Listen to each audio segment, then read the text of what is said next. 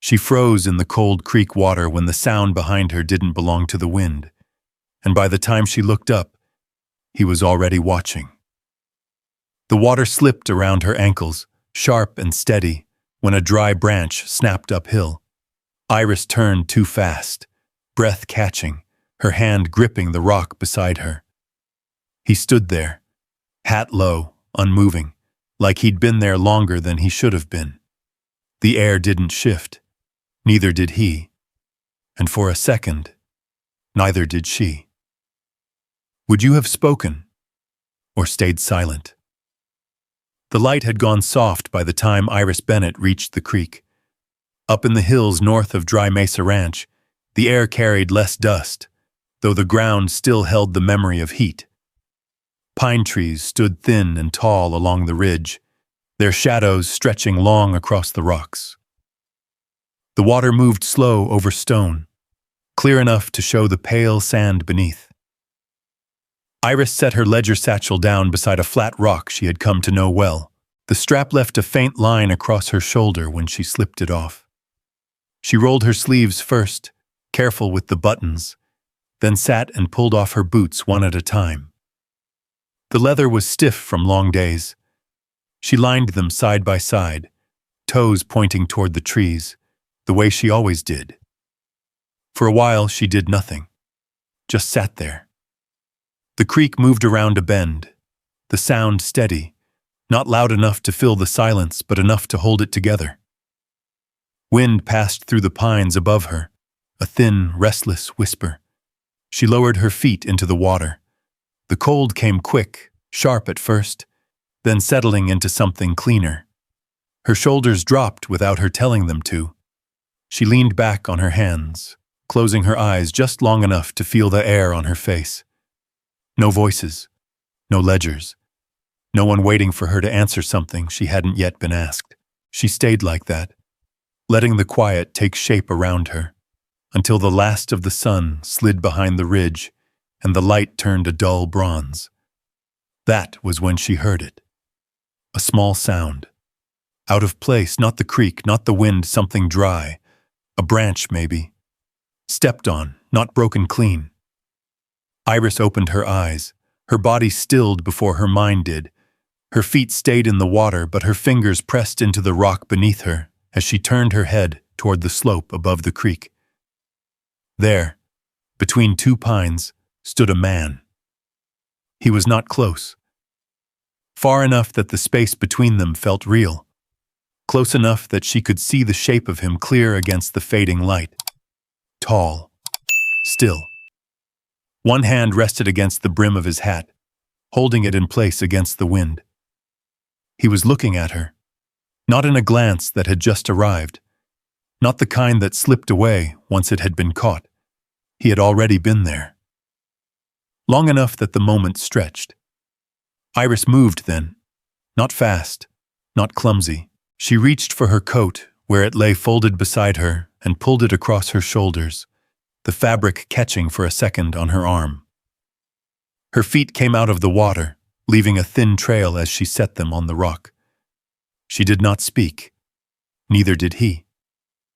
The man did not step forward. He did not turn away at once. He simply stood there, as though whatever had brought him to that spot had not yet finished with him. The wind shifted slightly, bringing with it the faint scent of leather and horse. Iris knew who he was before she told herself not to. Caleb Rourke. She had seen him from a distance in the yard at Dry Mesa, heard his name in the low voices of men who did not raise their tone when speaking about him. A man who did not fill space with words. A man whose decisions came without explanation. Now he stood on the ridge looking down at her as though the world had narrowed to that one place. His hand tightened slightly on the brim of his hat. For a moment, it seemed he might say something. He did not. Instead, he gave the smallest shift of his shoulders, a movement so slight it might have been the wind. Then he turned. No hurry, no backward glance. He walked along the ridge, his figure passing between the trees until the light swallowed him. Gone. The creek kept moving. Iris stayed where she was. Her coat hung loose around her shoulders, one sleeve still not settled right. Her boots waited beside her, untouched. The water dripped from her feet onto the stone, each drop marking time she had not yet decided to measure. She let out a breath she had not noticed holding. The space he had occupied did not feel empty. It felt altered, not broken, not threatened, seen. Her fingers pressed once more against the rock, then eased. She pulled her boots closer and began to dry her feet on the edge of her skirt, slow, deliberate, the way she did everything that mattered. The motions came back to her one by one, familiar enough to steady her hands. But when she reached for her satchel, she paused. Her eyes lifted, not all the way to the ridge, just enough to take in the line where the trees met the sky. Nothing moved there now. Still, she did not look long. She slipped her boots on, laced them tight, and stood. The path back to the ranch waited behind her, narrow and worn into the dirt by years of passing feet and hooves. The sky above had gone deeper, the first edge of night settling in. Iris picked up her satchel and stepped onto the trail. She did not hurry, but she did not linger either. The creek fell behind her, the sound fading as the trees closed in. By the time she reached the lower ridge, the wind had picked up again, carrying dust from the valley floor. Dry mesa lay ahead, its buildings small against the open land, lanterns beginning to glow one by one. She walked toward it with steady steps. Only once did she stop. Not long, just long enough to shift the strap on her shoulder. Her hand rested there a moment. Then she moved on. Whatever had happened at the creek had not followed her in words. Only in the quiet way her breathing had not yet returned to its old rhythm, and in the simple fact she could not set aside. He had seen her, not in passing, not by accident. Seen her, and chosen, for reasons she did not yet understand, to say nothing at all. The path curved down toward the ranch gate. Iris did not look back. The lantern by the post had already been lit. It swayed slightly in the wind, throwing a narrow circle of yellow across the dust. Beyond it, the yard stretched quiet but not empty. A few men moved between the barn and the tack shed, their boots dragging slow after a long day. Someone laughed, low and brief, then let it die. Iris stepped through the gate and closed it behind her with care, the latch settling into place with a soft click. Inside, nothing had changed. The long table in the office still held the same stacks of paper. The same ink bottle sat near the corner, its rim darkened from use. A chipped white cup rested beside it, cold coffee left from earlier, a thin ring marking where it had been moved and set down again. Iris hung her coat on the nail by the door and took her seat. She opened the ledger. The numbers waited where she had left them. Rows of figures, neat and even. Dates, shipments, weights. Nothing out of place at first glance. That was how it had been every night for weeks now. Quiet pages, clean lines, nothing to point to. Still, something had been sitting wrong. She picked up her pencil and ran it down the column again. Not fast, not slow, just steady. A delivery from Prescott. 30 head, logged on the 3rd, another on the 10th. 27. A note in the margin, different handwriting. Her pencil paused. She turned back a page, then another. The room behind her filled gradually. Boots on wood, chairs scraping. The meeting had started without her noticing. Voices rose and fell, men talking about feed, about a wagon delayed somewhere past Black Canyon, about a price that had gone up by a few cents a pound. No one spoke to her. No one needed to. Iris leaned closer to the page, her hand resting flat beside the numbers. 30, 27, 26. Her pencil tapped once against the paper. Not random. Close enough to pass. small enough to ignore. But not nothing. She flipped forward again, faster this time, the pages lifting and falling with a dry whisper. The pattern held, month after month. A few head missing here, a shortfall there. Always within what someone might call acceptable. She closed the ledger. The sound was not loud, but it carried. The voices slowed, not stopped, just enough to shift. Iris stood. She did not clear her throat, did not ask to speak. She walked to the table and set the ledger down where the light from the window still held. That number is wrong. No one answered right away. Hank Doyle leaned back in his chair, one boot hooked over the rung, his hat tipped low. Which number would that be? Iris opened the book and turned it toward him. Her finger rested beside the line. This one. He glanced at it, then at her. Looks fine to me. It adds up, another man said from the far end. Might not like it, but it adds. Iris did not move her hand. It adds because it's been adjusted. That drew a few looks. Hank sat forward now, his chair settling onto all four legs. Adjusted how? Iris shifted the page, then another. Small losses. Spread out. Enough to miss if you read one page at a time. And you didn't miss it, Hank said. No. A chair scraped near the window. Caleb Rourke turned from where he had been standing, the light catching the edge of his coat. He did not speak.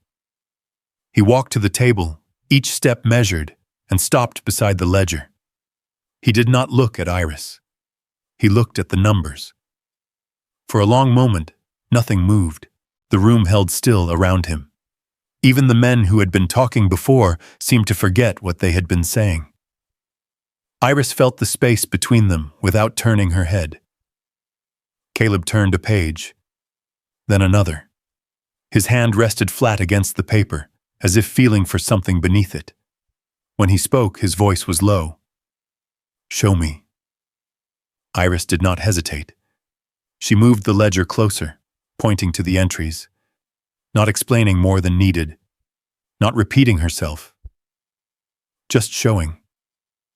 The room leaned in without meaning to. Caleb followed the line with his eyes. The faint shift in his jaw was the only sign he had reached the same place she had. He closed the book. Not hard. Just enough. From now on, you'll review every contract. The words landed clean. No build, no question. Just a decision. No one answered. Hank's boot came down from the rung of his chair. That's a fair bit of work for... Caleb looked at him. Hank stopped. The silence stretched, then settled. Iris nodded once. Not small, not grateful, just acknowledgement. She picked up the ledger and returned to her seat. The meeting went on, but it did not sound the same. Voices lowered. Questions shifted. A few of them began to glance toward her when they spoke, as if waiting to see whether she would say something. She did not. She wrote. The pencil moved across the page, steady as before, but the air around her had changed. Not louder, not heavier, different. When the meeting ended, the men filed out one by one, boots on wood, the door opening and closing. A murmur carried outside into the yard.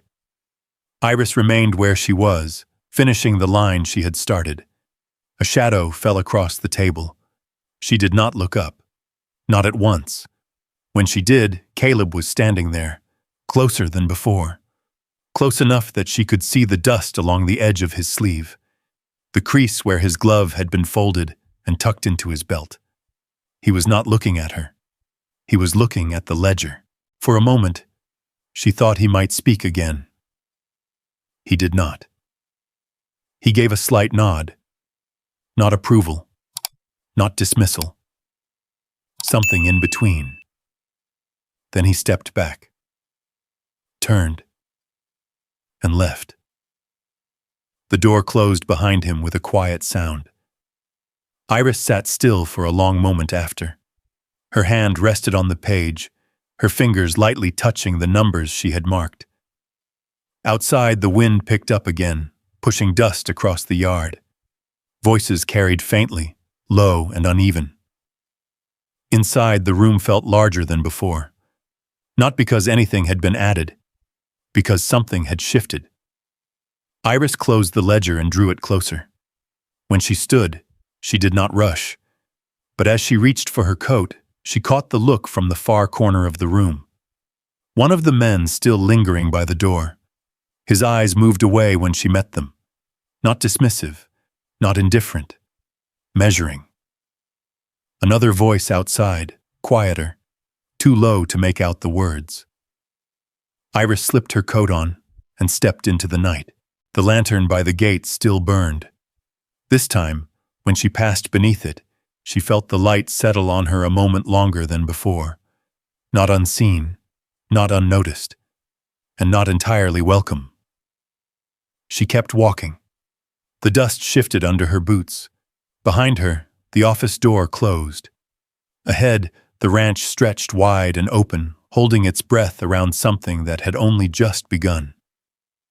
Morning came dry and pale over dry mesa. By the time the sun cleared the ridge, Iris was already at the table. The coffee on the stove had boiled once and settled. She poured it into the same chipped cup, let it sit a moment, then took a small sip without looking at it. The ledger lay open. New pages now. New columns. Contracts pulled from a wooden box Caleb had set on her desk the night before without a word. Twine still wrapped around some of them, tags tied to the corners with dates and initials. She untied one. The paper crackled as it opened. Ink bled slightly where someone had pressed too hard. Names she recognized. Some she didn't. Numbers that almost lined up. Almost. Her pencil moved. Outside, boots crossed the yard. A wagon wheel creaked.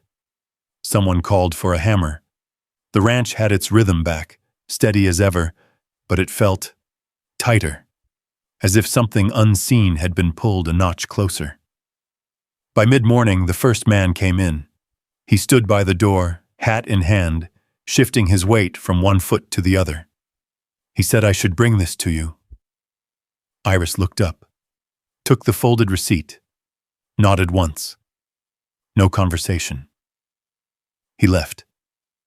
The second came before she had finished marking the first, then a third. By noon, the stack on her right had grown. Papers waiting, eyes passing over her when they entered. Not all the same kind of look. Some quick and careful, some slower. Some that held a beat too long before turning away. Iris did not return any of them. She worked. At the midday meeting, she took her place at the end of the table.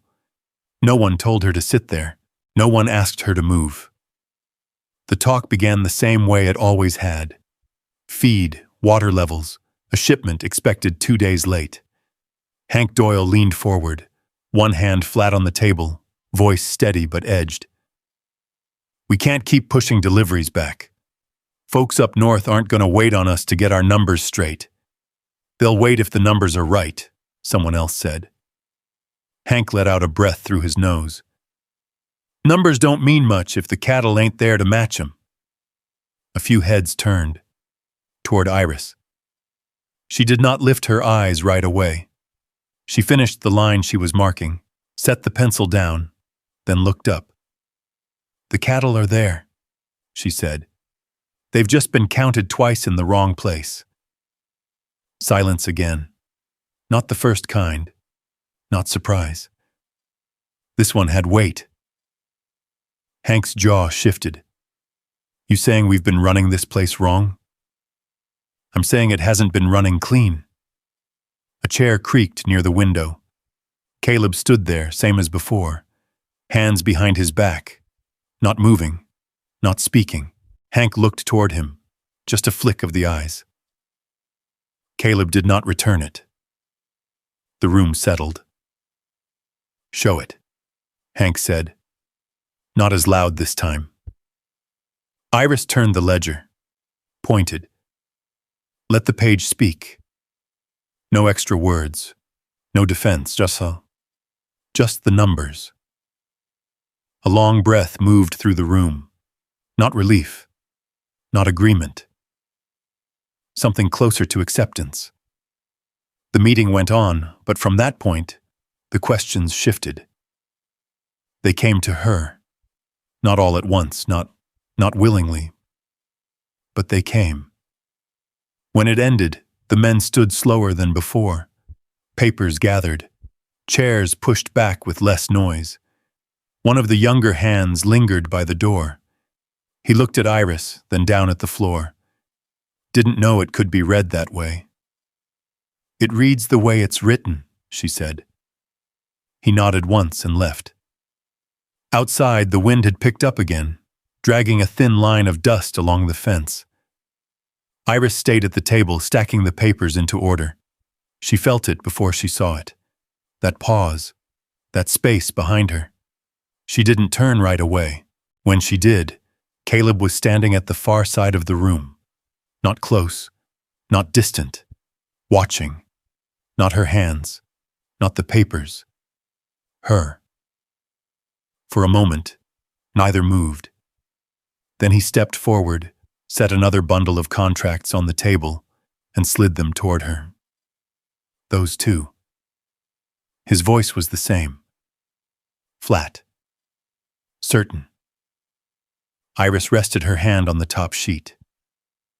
"I'll have them by morning." He nodded. Didn't leave, not yet. The silence held. Iris picked up her pencil again, but she didn't write. The tip hovered just above the page. "You could have said something," she said. It came out quieter than she expected. Caleb didn't answer at once. "What would I have said?" She let out a small breath. That it was right. That I wasn't guessing. He watched her a second longer, then, "You weren't guessing. Not praise, not comfort. Just a fact." He turned and walked out. The door closed behind him, same as before. Iris sat still. The pencil touched the page again. This time her hand didn't hesitate. Afternoon dragged longer than it should have. By the time the sun dipped low, the yard had grown quieter. A few men remained, moving slower now. The day's work settling into their bones. Iris closed the last ledger and tied the stack with twine. She stood. Her shoulders ached, but not from the work alone, from holding something in place. As she stepped outside, the air had cooled. The smell of dust had softened, replaced by the faint scent of wood smoke from the cookhouse. Two men stood near the fence. They didn't stop talking when she passed. They didn't lower their voices either. "She works fast," one said. "Faster when someone's watching," the other answered. A short laugh. Not loud. Not meant for her. Iris kept walking. Her steps did not change. At the gate, she paused only long enough to rest her hand on the post. The lantern had not yet been lit. The ridge beyond the creek lay in shadow now. She did not look toward it. Not this time. She stepped through and headed toward the bunkhouse path, the dust soft beneath her boots. Behind her, the voices faded. But they did not disappear. They followed. Not in sound, in shape, in the way the air seemed to hold on to them even after they were gone. Iris adjusted the strap on her shoulder, kept walking. And somewhere, beneath the steady rhythm of her steps, something tightened. Not breaking. Not yet. But no longer loose enough to ignore. The next morning came with no wind. That alone felt wrong. Dry Mesa never stayed still for long. There was always something moving. Dust, cattle, men, voices. But that morning, the air sat heavy, as if it had settled and chosen not to lift. Iris woke before first light. She lay still for a moment, staring at the low ceiling, listening.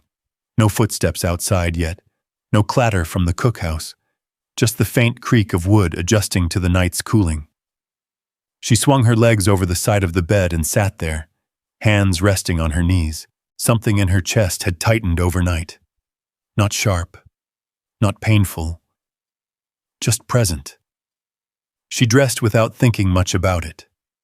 The same skirt, the same blouse. Boots pulled on with steady hands.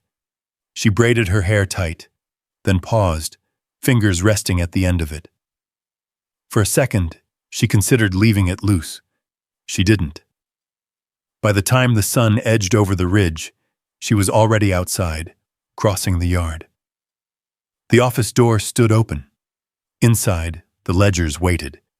The contracts Caleb had left were still stacked where she had placed them, tied neat, untouched since the night before. Iris stepped in, set her satchel down, and untied the first bundle.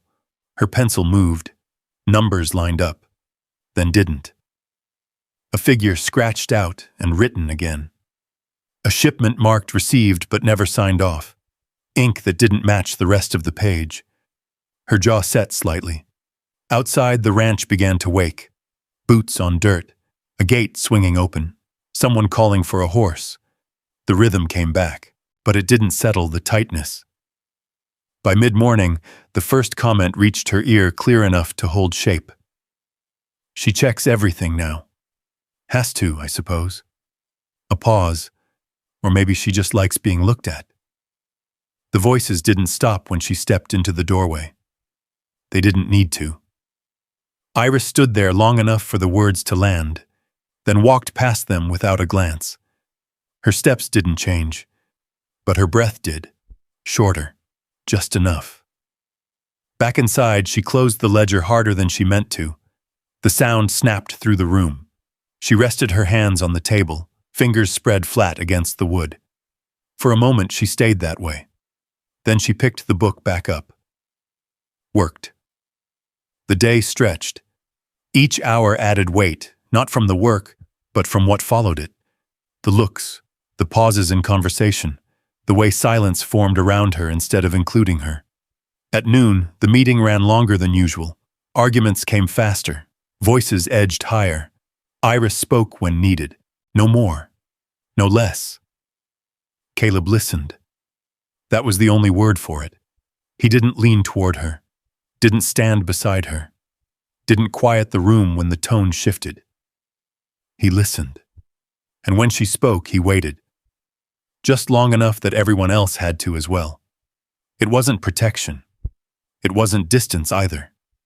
It was something harder to name. By the time the meeting broke, the sun had climbed high and burned the last of the cool from the air. Iris gathered her papers. Her hands moved slower now. Not from fatigue. From the weight of holding steady. She stepped outside. The light hit harder than it should have. For a second, she stood there, blinking against it. Then she turned toward the yard. Hank Doyle leaned against the fence, talking to two men. His voice carried, not loud, but placed where it would travel. Some folks forget their place when they're handed a pen. A chuckle followed. Iris didn't stop, didn't turn, but the words stayed with her. All the way across the yard, all the way past the gate, all the way up the narrow path that led away from the ranch. She didn't remember deciding to take it, only that her feet had turned before she told them to. The trail rose steady into the hills. Dust gave way to rock. Rock to pine.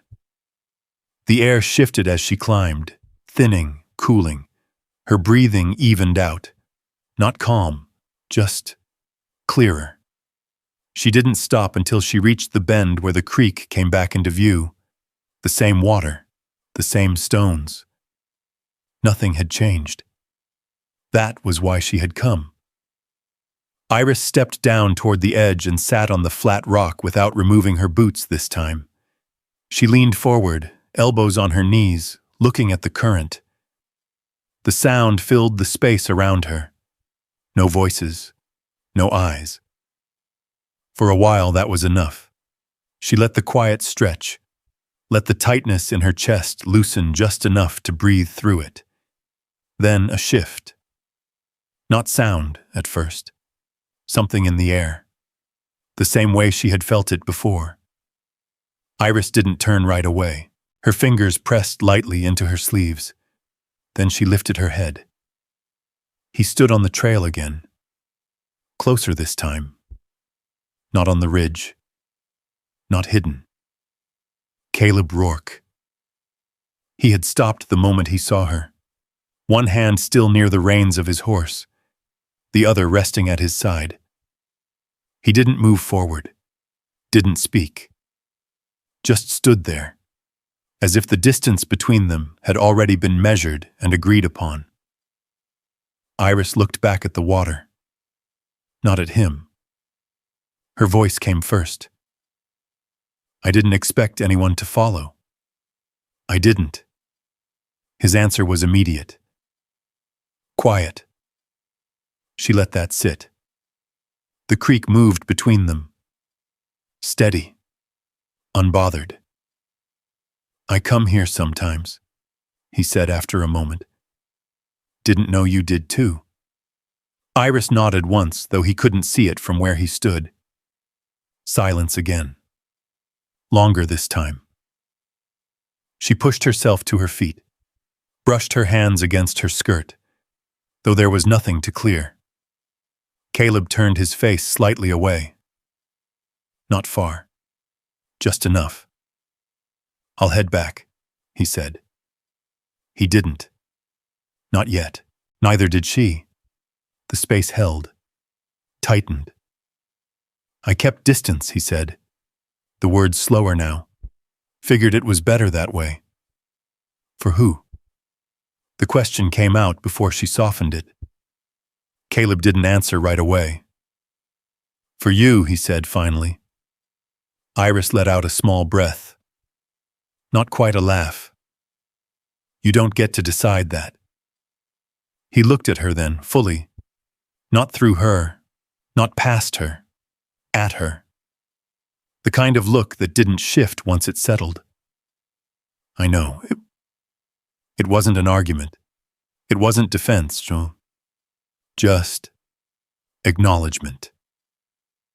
The wind moved through the trees above them. A dry sound. Iris took one step forward. Not toward him, not away. Just forward. The ground between them felt different now. Not empty. Measured. She didn't reach for him, but her hand lifted slightly, as if it had forgotten to stay still.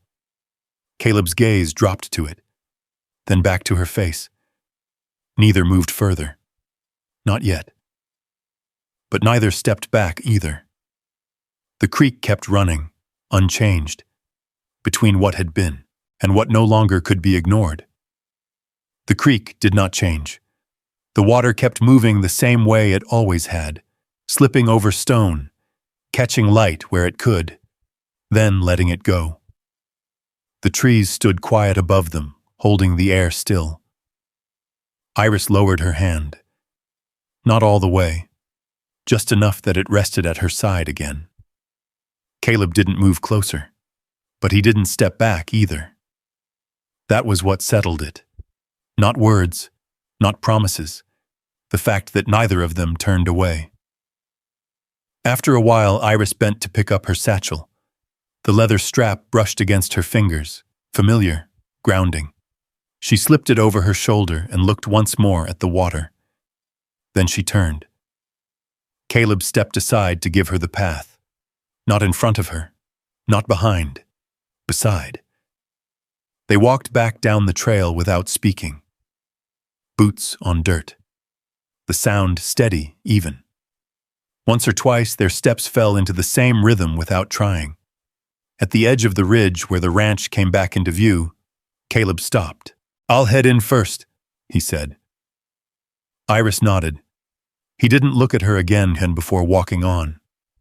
She waited until his figure disappeared past the first fence line before moving again. By the time she reached the yard, the sun had dipped low enough to turn everything the color of dust and copper. A few men stood near the corral. Their voices carried, then cut off as she passed. This time, she did not pretend not to notice. She met one look, held it, long enough that the man shifted his weight and looked away first. Inside the office, the air felt close. The ledger still sat where she had left it that morning, the pages open, the pencil laid across the margin. Iris set her satchel down and pulled the chair back. She did not sit, not yet. Her fingers rested on the edge of the table. A sound outside. Boots, more than usual. Voices gathering. She stepped to the doorway. The yard had filled, not crowded, but fuller than it should have been at that hour. Men stood in small groups, their attention drawn toward the center. Hank Doyle stood there, a folded sheet of paper in his hand. "I've got something here," he was saying. "Seems we've been misreading more than just numbers." A few murmurs. Hank lifted the paper slightly. "Shipment from last month. Marked short. But the count don't match what came in." Someone asked, "You saying the books are off again?" Hank's eyes flicked toward the office, toward her. "I'm saying somebody's been adjusting things without understanding what they're looking at." The air tightened. Iris stepped out. The ground felt steady under her boots. She walked straight across the yard. No rush, no pause. Hank turned as she approached, held her gaze. "Got something to add?" he asked. Iris reached for the paper. He hesitated, then handed it over. She read it once, then again, her thumb pressed lightly against the edge. "This was recorded twice," she said. "Same shipment, different days." "Or it was counted wrong," Hank replied. Iris shook her head. "No." "Then show it." Before she could answer, another voice cut through. "Bring it inside." Caleb stood near the barn, his coat dark against the fading light. He walked toward them. Not fast, not slow. Just certain. The group shifted to let him pass. Inside, the room filled again. The same table. The same ledgers. But the air had changed. Iris laid the paper down and opened the book. She turned the pages, found the entry, then the second. Her finger rested between them. Here. No speech. No defense, just the line. Caleb leaned over the table. Looked. Stayed there longer than before. The room waited. Then he straightened. This isn't her error. The words came clean. No edge, no rise. Hank shifted. Could still be. It isn't. Caleb didn't raise his voice. He didn't need to. Silence settled. Heavy. Final. He looked around the room once, then back at the ledger. From now on, he said, all financial records go through Iris.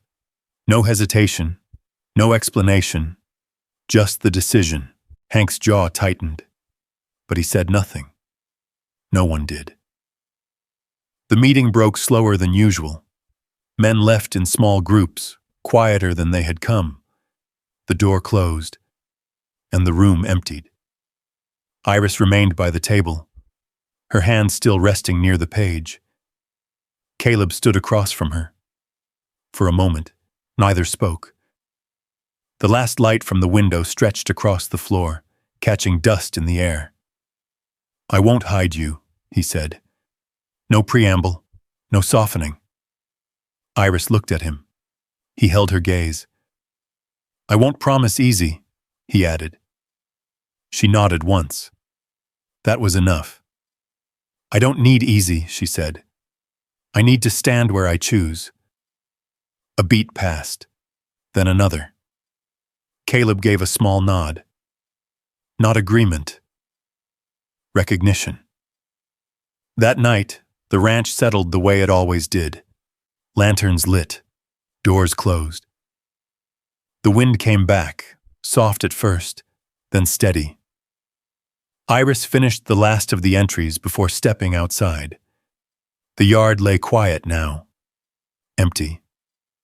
For the first time in days, the air did not press in on her. It opened, just slightly. Enough. Years later, the creek would look the same. The water would still run clear over stone. The trees would still hold the wind in their branches. Iris would stand there again, not alone, not startled by a presence she had not expected. Caleb would be beside her, not watching, not waiting, just there. She would not turn right away, would not rush to fill the silence. Because nothing in that place needed hiding anymore, and neither did she. If you stood there where Iris once stood, with the sound of water steady in your ears and the past quiet for just a moment, you might understand how rare that kind of peace is. Not the kind that comes easy, not the kind handed to you. The kind you build, piece by piece, by choosing not to step back when the world watches too closely, by staying when it would be simpler to leave, by letting someone see you fully, and not turning away.